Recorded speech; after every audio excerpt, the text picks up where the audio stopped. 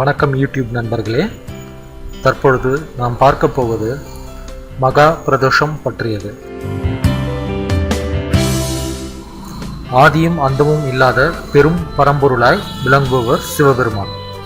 இவருக்கு பிறப்பும் இல்லை, இறப்பும் இல்லை. உலகத்தின் மிக பழமையான வழிபாடும் சிவ வழிபாடுதான். தென்னாட்டுடைய சிவனே போற்றி, எந்நாட்டவருக்கும் இறைவா போற்றி. பிரதான தோஷங்களை நீக்குவதுதான் பிரதோஷ வழிபாட்டின் முக்கிய சிறப்பு. எத்தனை தோஷங்கள் இருந்தாலும் பிரதோஷ தினத்தில் சிவனை வழிபடுவதுதான் தோஷங்கள் அகன்றுவிடும். சிவனுக்கு உகந்த விரதங்களில் முக்கியமானது பிரதோஷ விரதம் ஆகும். அதிலும் சனிக்கிழமையன்று வரும் பிரதோஷம் மிகவும் உன்னதமானதாகும். சித்திரை, வைகாசி, ஐப்பசி, கார்த்திகை மாதங்களில் வரக்கூடிய சனி பிரதோஷங்கள் சனி மகா பிரதோஷங்கள் என்று வழங்கப்படுகின்றன. சனி மகா பிரதோஷ நாளில் சிவ தரிசனம் செய்வது மிகுந்த பலனை தரும் என்பது நம்பிக்கை.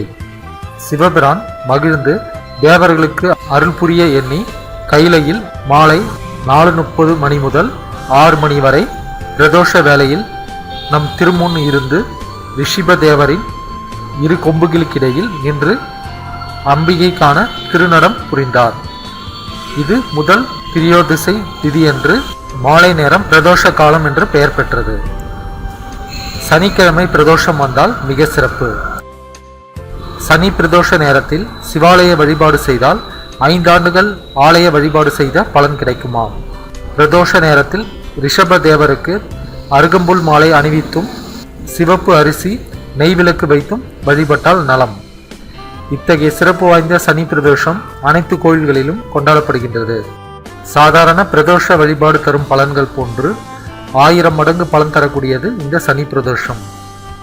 ஈஸ்வரனையும் சனீஸ்வரனையும் அன்று விரதம் இருந்து வழிபடுவதால் சனி பிரதோஷத்துக்கு கூடுதல் சிறப்பு கிடைத்துள்ளது. சிவபெருமான் தேவர்களை காப்பாற்ற ஆழகால நஞ்சை உண்ட நாள் சனிக்கிழமை.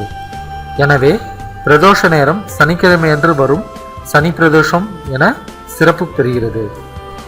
இத்தகைய சிறப்பு வாய்ந்த சனி பிரதோஷம் அன்று எவ்வாறு விரதம் இருக்க வேண்டும் என்று பார்க்கலாம். நாள் முழுக்க முழு விரதம் இருந்து நீராகாரம் மட்டும் எடுத்து மாலையில் பிரதோஷ வேளையில் சிவன் கோயிலுக்கு செல்ல வேண்டும். ஒரு கைப்பிடி காப்பரிசி, வெல்லமும் அரிசியும் சேர்ந்தது, ஒரு பிடி வன்னி இலை, ஒரு பிடி அருகம்புல் ஆகியவற்றை நந்தியின் கொம்புகளுக்கு இடையில் அர்ப்பணித்து விளக்கேற்றி நந்தியையும் சிவனையும் தொழுதால் சனி பகவானால் உண்டாகும் சகல துன்பங்களும் விலகி போகும்.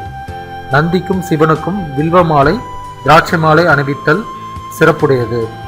பிரசாதம் பெற்று விரதத்தை முடித்துக் கொள்ளலாம்.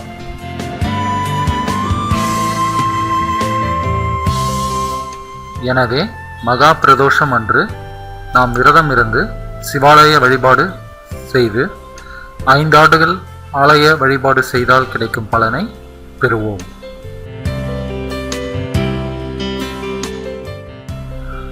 மேலும் இது போன்ற ஆன்மீக செய்திகள் அறிய வீடியோவில் கீழிருக்கும் சப்ஸ்கிரைப் பட்டனை அழுத்தவும். நன்றி, வணக்கம்.